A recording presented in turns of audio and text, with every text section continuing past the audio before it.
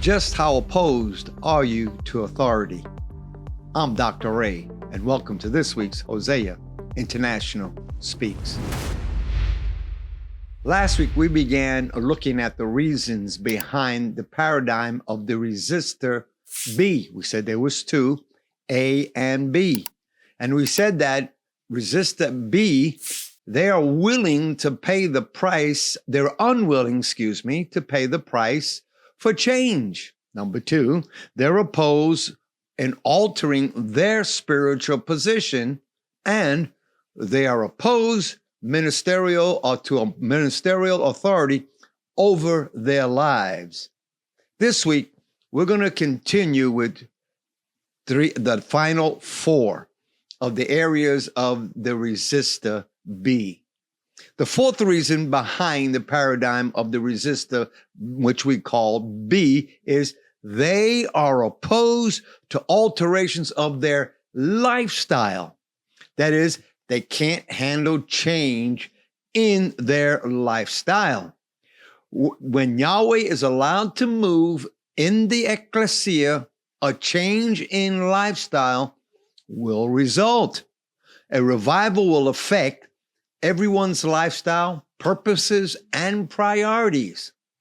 There is a great amount of sacrifice involved in keeping with the momentum of the move of Yahweh in any church. These changes will affect our lifestyles dramatically. And it is these type of changes that resistors hate to face. They retaliate against the agents who are bringing these changes. Number five, they are reluctant to losing their manipulative leverage. That is, they do not want to lose their position and the leverage to manipulate the future ventures and destiny of their local church. In other words, they want to be in charge. Most resistors desire to keep their church at their own spiritual pace so that they can determine the course, the size, and even dictate who joins the church ultimately. They can keep their church the way they want and as long as they want. We have a lot of pastors like that. Changes are aggressively resisted. These types of manipulation seldom succeed in a growing church, though, with strong leadership. They're just not going to stand for it. Number six, resistor B are opposed to shouldering any burdens. These types of resistors do not want an extra financial, emotional, or spiritual burden to be added to their already busy lifestyle.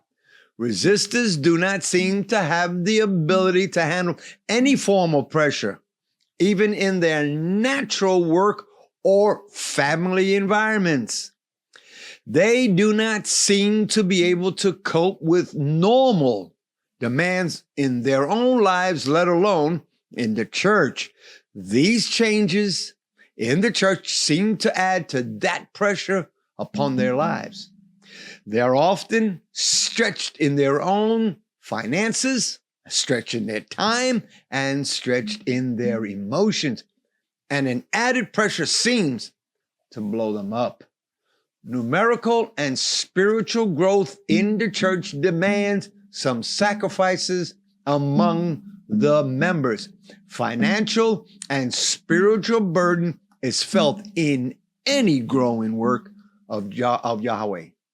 But resistors will struggle to maintain their own status quo and will become increasingly allergic. That's a nice word, allergic to change. The seventh and final area for the resistor of this type of resistor is they are opposed to the destruction of their own flesh life, their own flesh life. They do not want any extra self-kingdom and the sin of convenience to be destroyed and removed from them. Yahweh, who brings change and spiritual momentum, brings an end to flesh life. Note what we are saying. We're not saying natural life. We are saying flesh life, which, when we talk about the flesh, that's the meaning for flesh, the hidden disposition to do evil. The cutting away of the self-life and replacing it with the Yahweh lifestyle is seen in the activity of Holy Spirit in the process of sanctification. As we get closer and closer to Yahweh's throne, the way gets narrower and narrower. But resistors will scream at the thought of such a restricted lifestyle and resist it as long as they possibly can.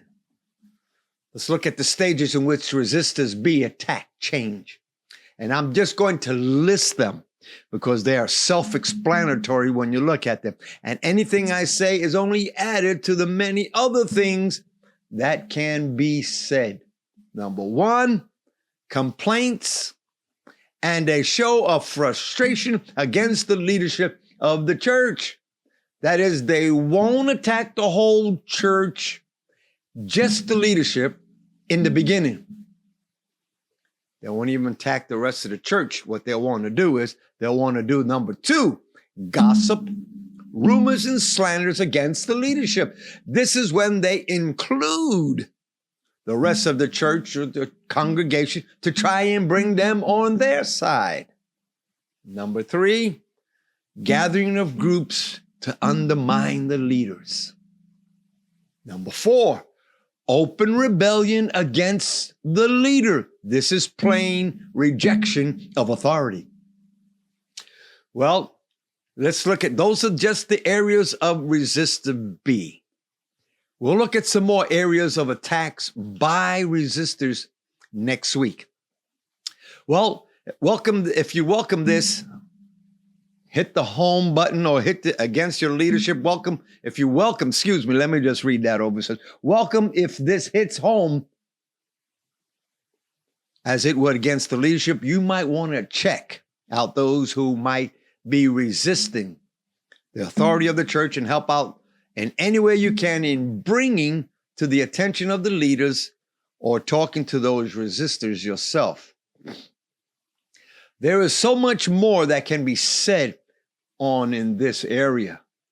You may want to purchase the book because it talks about a lot, and I've left out a lot.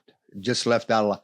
For what it costs, just probably a cup of coffee for less than a month. And you can almost have it instantly by being able to purchase the e-copy of this book. Apostolic Strategies or Blueprints are apostolic strategies affecting nations. The cost is only about 55 ringgits, which is about $13 US. Well, if you enjoyed this session, just hit the button, hit the like button.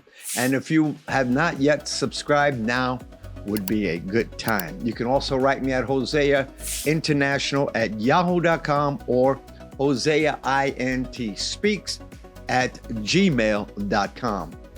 You can also give by scanning the QR codes, which are there on your screen. Well, I'm Dr. Ray, and I'll see you next week on Hosea International Speaks.